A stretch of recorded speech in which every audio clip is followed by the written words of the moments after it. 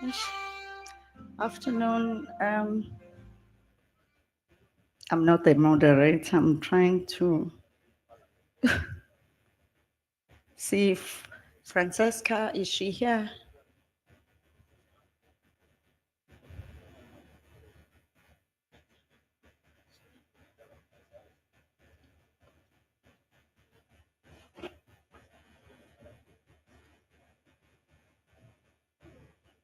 Dr. Emma,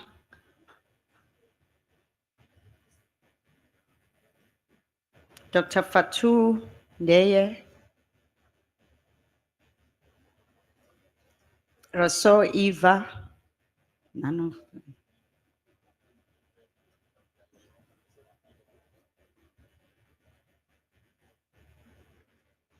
Meturo Penda,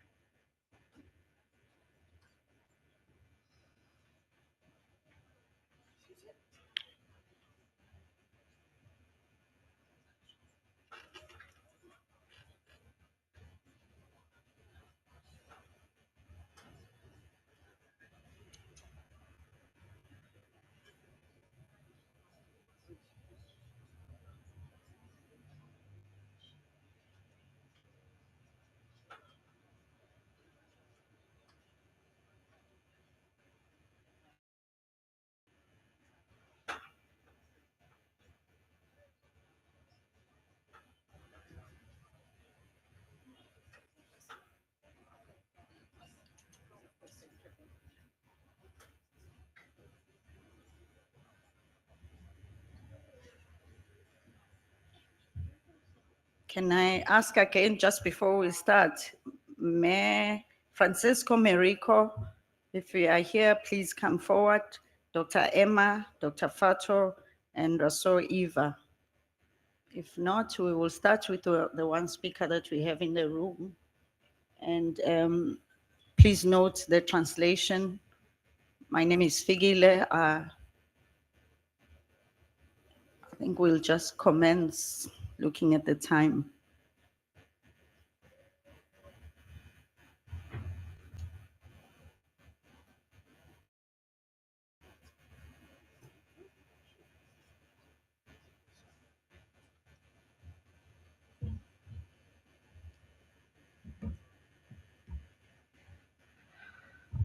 Good afternoon. Sincere apology for starting late. I think we're missing our session chair, but we'll go ahead so that we use the time. We've got people online as well. We are all welcome. This session was a special session set up where we should be talking about the integration of community-led interventions in the pediatric HIV care and treatment. I think understanding that we are talking about sustainability in terms of our programming and our responses. And one of the most important areas is how do we reach children and how do we make sure we get into our communities. So we are here to engage and get inputs in terms of the work that is being done in our communities. I know we've started late, but we will go ahead. We have here with us Mayor Torre Pendo, who's the director, the executive director, ONG Center, that will be giving us a talk. Over to you. Thank you. She has a presentation. Can the team just fly it, please? Thank you.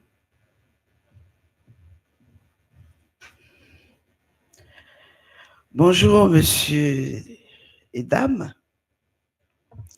Je suis Touré Penda, donc, la directrice exécutive du Centre Solidarité Action Sociale qui a 30 ans cette année.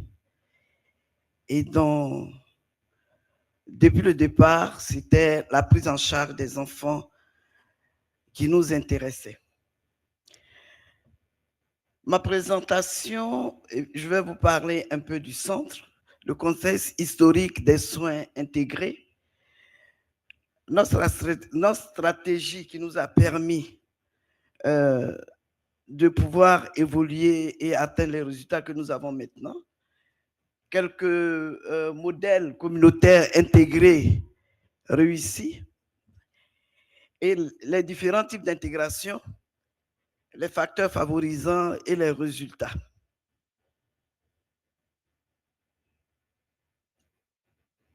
Comme je vous le disais, nous existons il y a 30 ans. Nous avons été reconnus par l'État de Côte d'Ivoire comme association d'utilité publique. En 2012, nous sommes à Bouaké, à 300 km de la capitale, à l'intérieur du pays. Nous avons pu obtenir nos sites propres, nous sommes sur nos sites propres. De 7 au départ, nous sommes 7 travailleurs aujourd'hui avec des fonctionnaires étatiques intégrés. Nous travaillons beaucoup avec le gouvernement de Côte d'Ivoire.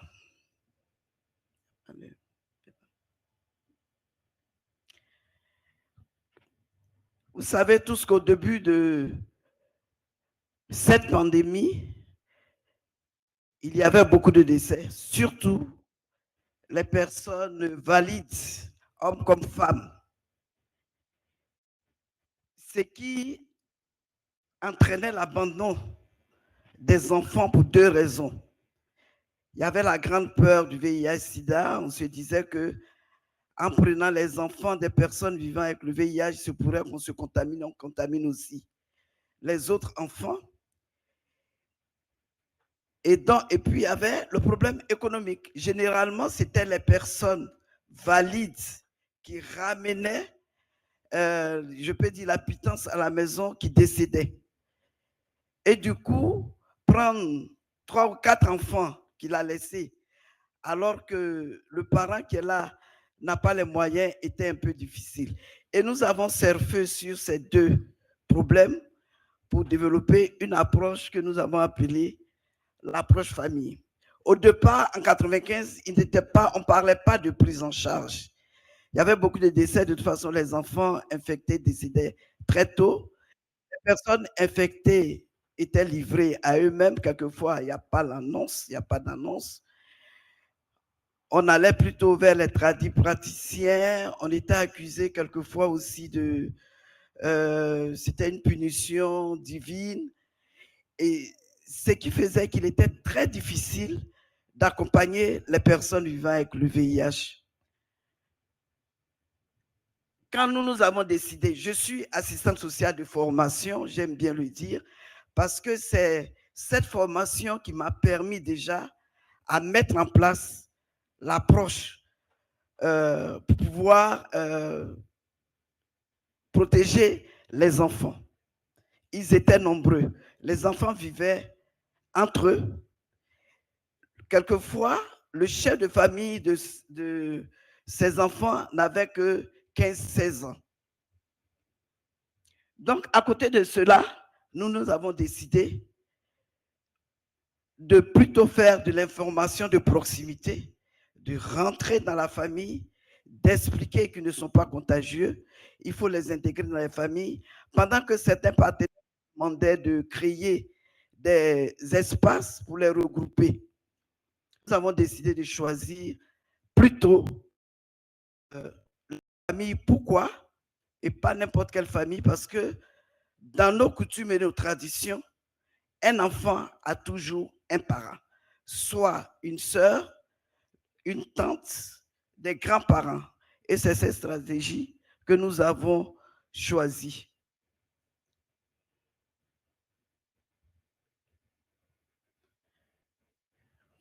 On va aller vite.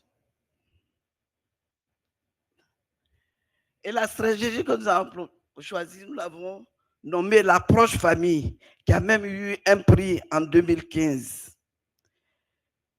L'approche famille se résume en quelques points.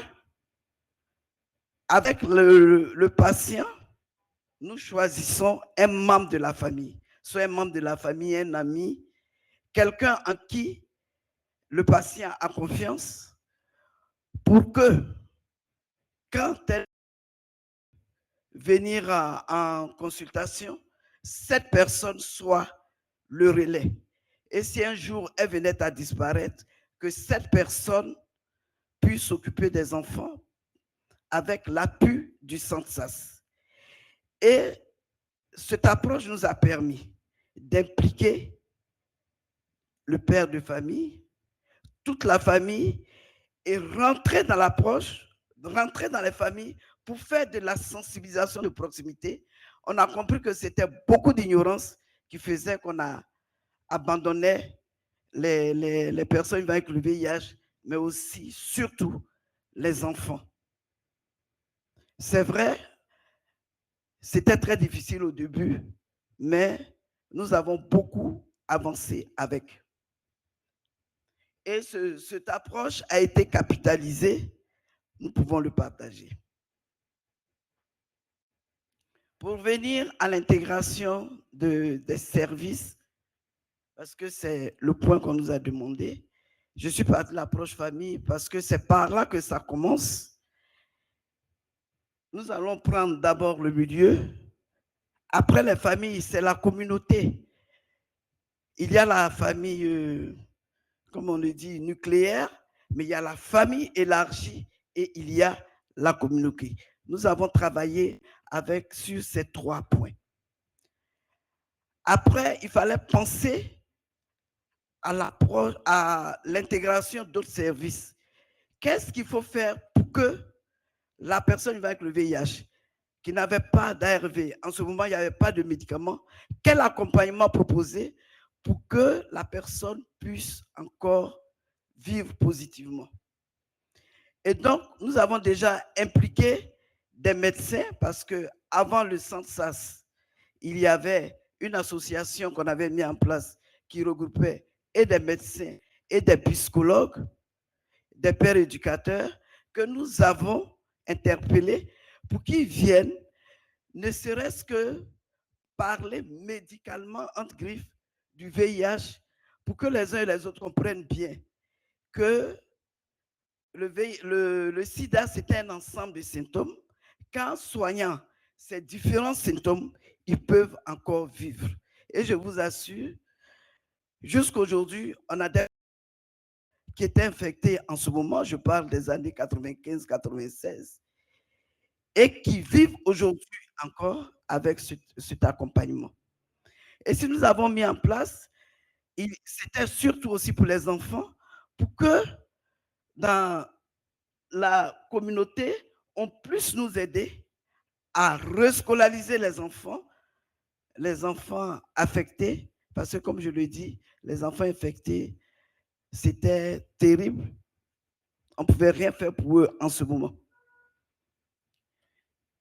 Et dans cette implication, nous avons, quand il y a eu les ARV pédiatriques, nous avons plaidé, nous avons pu ouvrir un centre communautaire pédiatrique avec des médecins, psychologues, des assistants sociaux, des conseillers, des sages-femmes, pour qu'on puisse encore mieux accompagner ces enfants.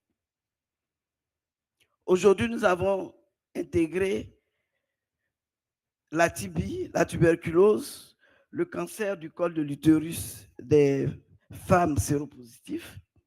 Nous avons aussi intégré la consultation proctologie parce que nous travaillons aussi avec les populations clés, surtout les jeunes. Et nous avons intégré les violences basées sur le genre parce que le VIH-Sida va avec tous ces mots. Au niveau communautaire, c'est la crise qui nous a permis à encore intégrer d'autres communautés.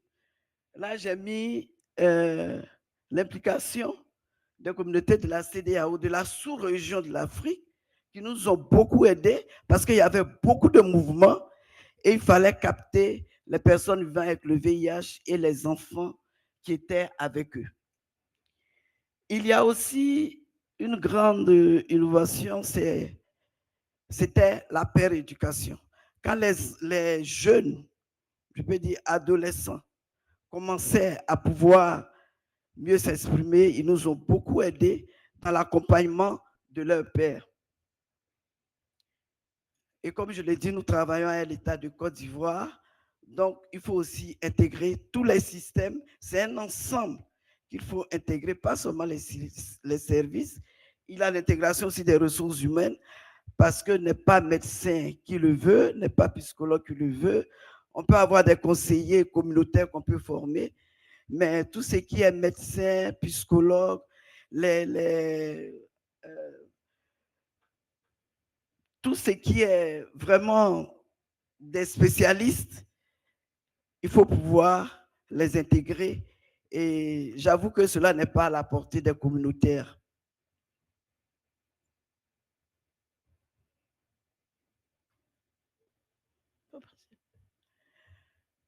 Pour aller vite, nous allons vous présenter 3 modèles qui ont découlé de notre approche famille. Le premier modèle qui a vraiment réussi, parce qu'il fallait partir de là pour qu'aujourd'hui nous ayons des jeunes gens aguerris, c'était l'annonce. L'annonce était un gros problème. Nous-mêmes, nous y arrivons. C'était un véritable problème. Et avec l'approche famille, nous avons eu à un moment donné beaucoup d'enfants infectés. Dès qu'on a pu avoir les médicaments, nous avons fait des sensibilisations de proximité dans les familles que nous suivons et nous avons eu beaucoup d'enfants infectés.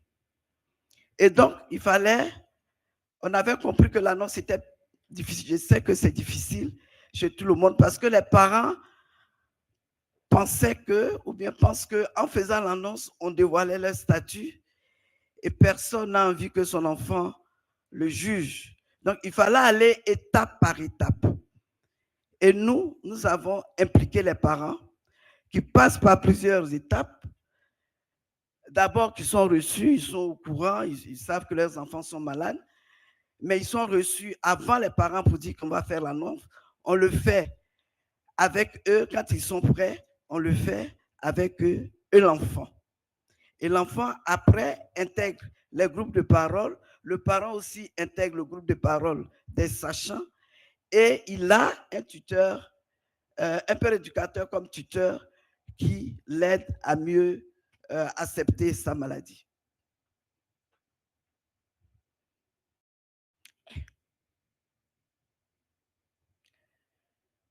La deuxième approche, c'est l'école des parents qu'on va développer demain parce que c'est un abstrait oral que nous avons pu obtenir. On va développer, mais je voudrais en parler brièvement. C'était aussi pour former, parce qu'on a compris que c'est vrai, il y a des parents, il y a des tuteurs, mais l'information. Donc, il fallait accompagner ses parents pour nous aider. Et cela a été possible. Nous, au niveau du centre SAS, sur nos sites, je peux dire, il n'y a presque pas de problème, mais nous avons eu un projet où nous sommes allés au-delà et nous avons compris que ce n'était pas la même réalité. Il fallait vraiment faire des accompagnements aux parents pour qu'ils puissent accompagner leurs enfants dans la prise des médicaments, pour qu'ils soient attentifs à leur comportement et quand il y a un problème, pour qu'ils le ramènent aux soignants, pour qu'on fasse un accompagnement globalement communautaire, mais aussi psychosocial et médical. Il y a eu de très beaux résultats, comme je le dis. Demain, il y aura une communication orale là-dessus.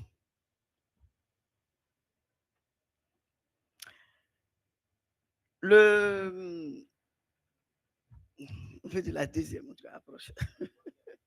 La troisième approche qui a vraiment marché, c'est la transition. La transition, de la pédiatrie au service adulte. Nous étions focalisés sur l'accompagnement des enfants, mais à partir de 18 ans, ceux qui passent, nous les perdons de vue, nous ne les voyons plus, nous ne comprenions pas très bien pourquoi, jusqu'à ce que nous nous rendons compte qu'il y avait beaucoup de décès, jusqu'à ce qu'un de leurs leaders décède. Et là, dans leur grande couleur, ils nous ont dit tout ce qu'ils pensaient. Donc, c'est ensemble avec eux que nous avons décidé de préparer la transition.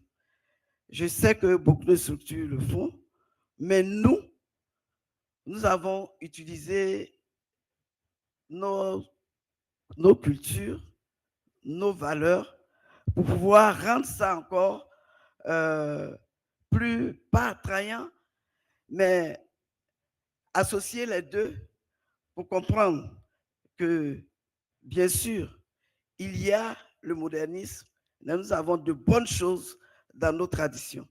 Donc, il y a la première phase. La première phase, c'est vraiment préparer l'enfant un an avant pour lui dire qu'il va passer au service adulte. Nous ne faisions pas, nous étions sur le même site, donc on s'est dit, il n'y avait pas de problème, c'est les mêmes tantis et tontons, mais ce n'était pas la réalité.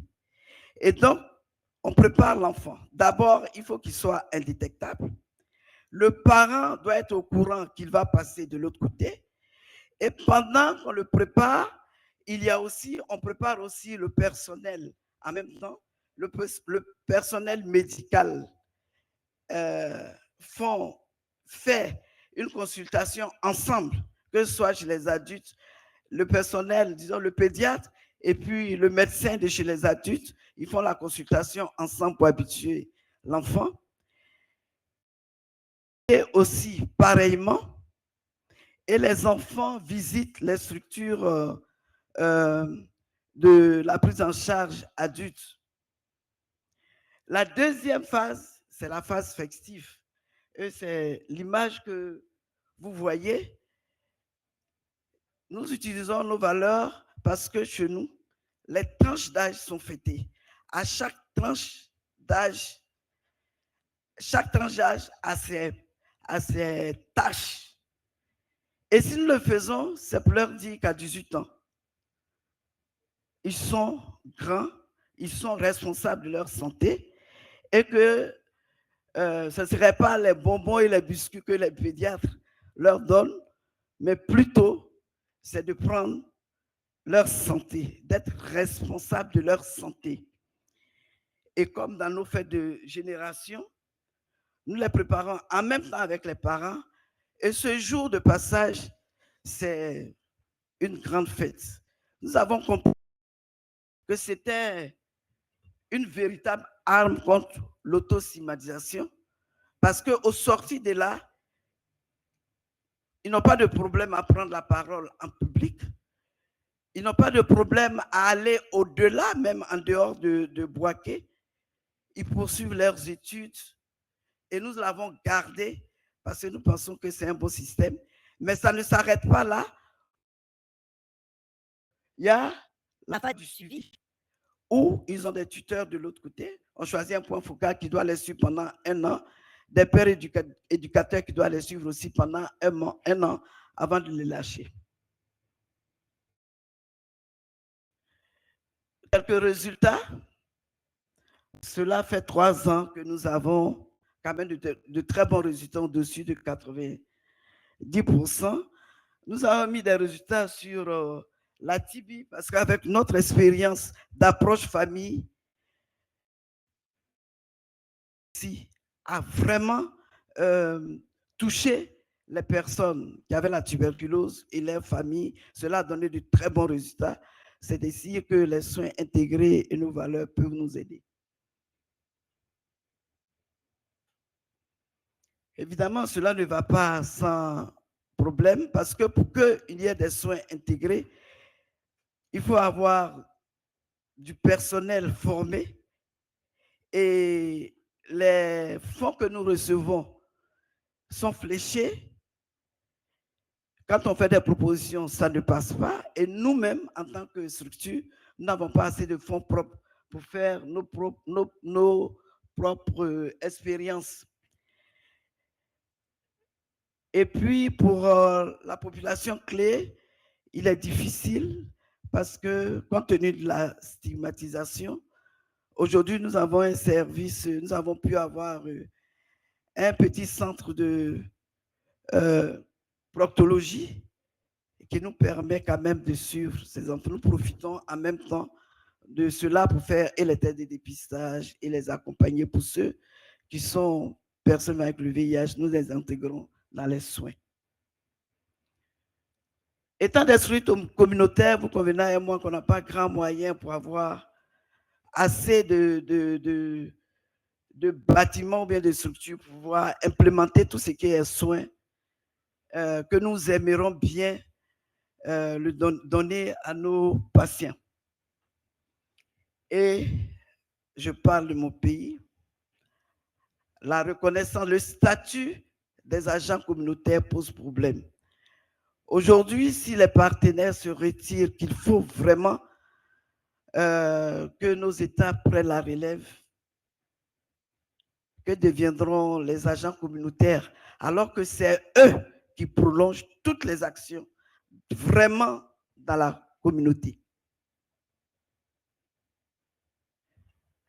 En conclusion, comme je vous l'ai dit, nous revenons à notre culture, à nos valeurs traditionnelles dans la gestion des soins au sein de nos communautés ouvertes au modernisme. Nous pouvons apporter des réponses sanitaires adaptées, durables et efficaces dans la lutte contre le VIH-Sida et les autres pandémies. Dernier.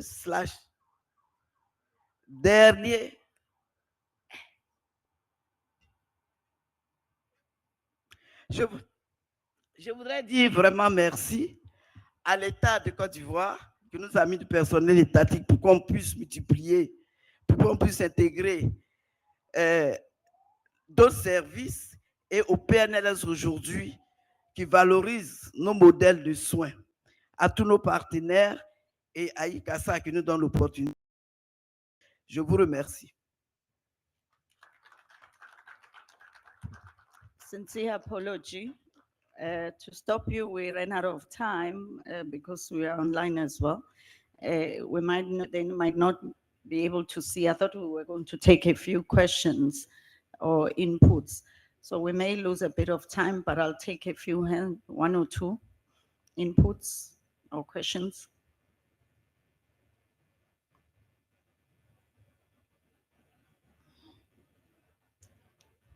Okay, I'm not seeing any hands and I didn't see them online as well. Is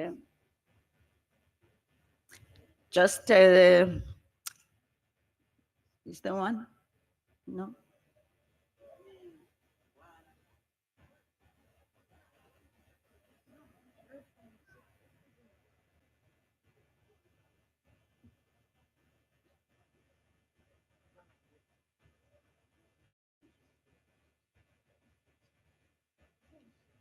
Yeah, it's okay. It's not a question. We have a message on the name of adolescents. Okay.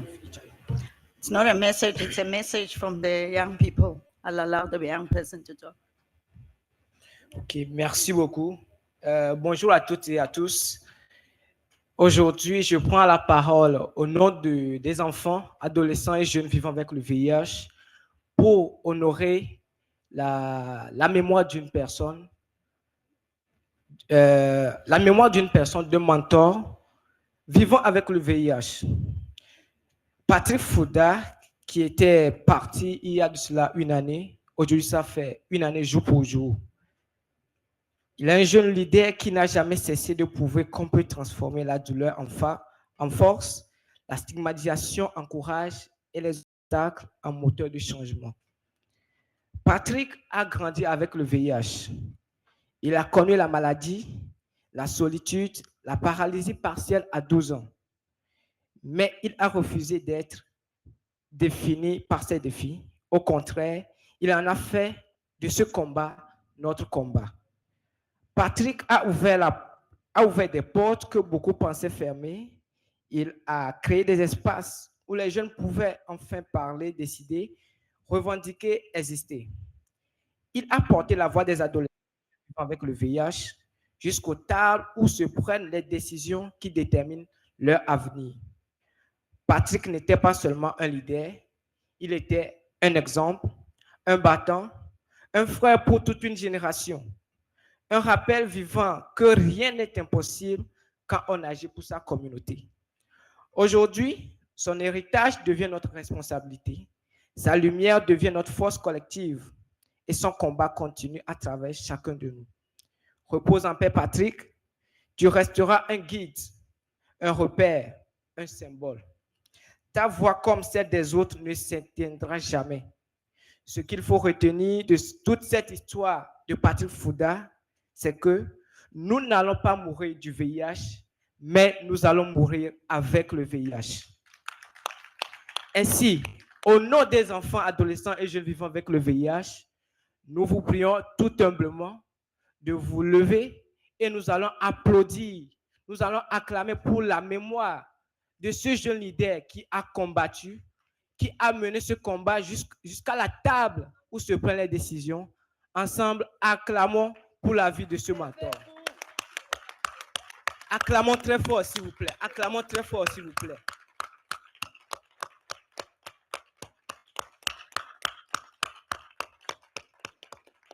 Nous vous remercions.